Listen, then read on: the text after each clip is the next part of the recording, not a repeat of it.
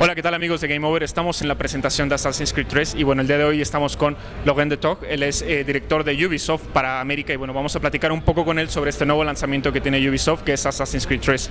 Hi Laurent, nice to meet you. Nice to meet you too. So, tomorrow is... Encantado. Nice to meet you. So tomorrow is the big day. Tomorrow we're going to have Assassin's Creed on the PS3, the PC, and the Xbox 360. So you just say that this is the most ambitious project from Ubisoft.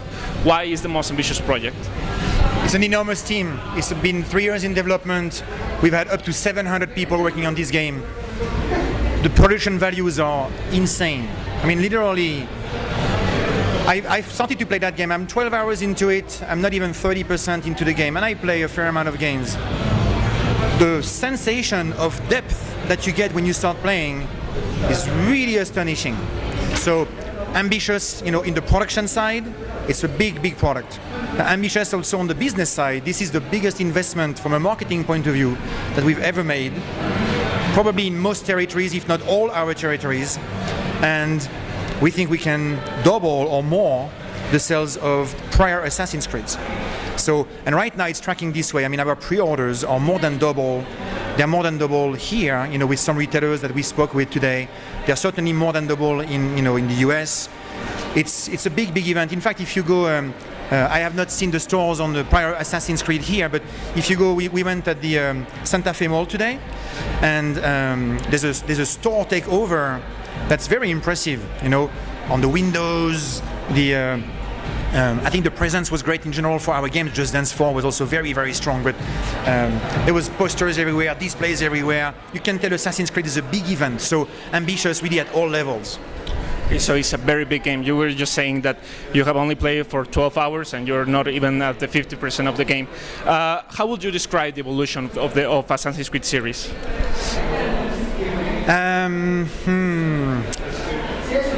I think that as much as it evolves, Assassin's Creed, I think, is really true to its DNA.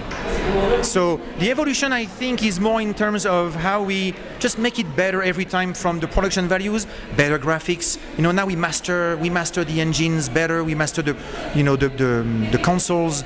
So we optimize the graphics processor, so it's beautiful, right? More than it was at the beginning. We've optimized the engine. It's the Anvil Next as opposed to the original Anvil engine. We keep on adding, gameplay styles and features. The combat is, more complex. Now the AI is on multiple characters in the fights, as opposed to it was, touted as not enough AI in the characters before.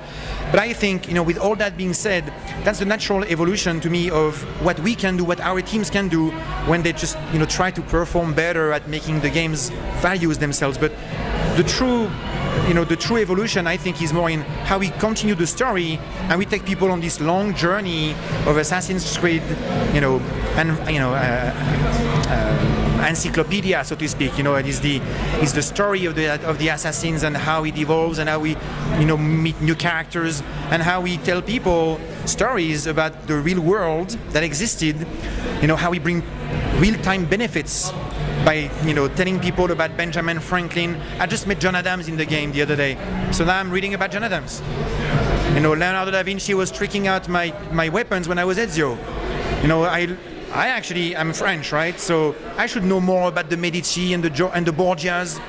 I certainly learned a lot, right? So that's the evolution. I think is it's not just about the evolution of the game style, it's the progression in the story and how we immerse people in the world of Assassin's Creed. And I actually think that we should think about this not just for the game, but we're in the brand business.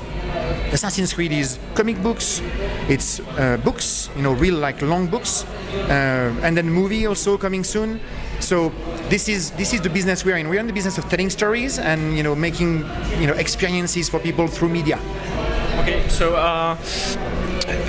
tomorrow we're going to have Assassin's Creed for the PlayStation 3, the Xbox 360, and the PC. But on November 18, we're going to have the Wii U, and we're going to have Assassin's Creed 3 version for the Wii U. What can we expect from this version? I think the question is more about what can we expect from the Wii U as what can we expect from this version. This version, in fact, is an HD version on a Wii machine, right, or a Nintendo machine. So Of course, you will have some interactivity with the gamepad. Okay.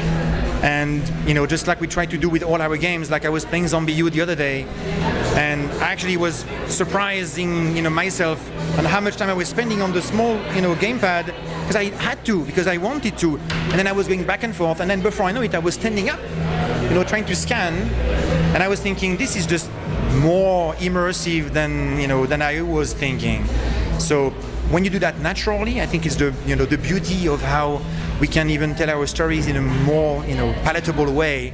So what you can expect from the Assassin on Wii U is continue the type of experience that we try to give you, but with interaction on the tablet, and of course now it's in HD on the Nintendo platform. Okay, so it sounds great. And as a last question, we are going to have a Splinter Cell game and Rayman Legends game in a few days, so in a few months maybe. But what can we expect from this game, especially about the Splinter Cell game? Can you tell us something about it? I have to think about what has been told so that I know what I can tell you. That's a difficult one because I have not been active on the Splinter to know what's been explained. But I will tell you that the intent on Splinter Cell is to try to do the best of both worlds, and we've tried that already with Conviction last time. Splinter Cell is a great single-player stealthy experience.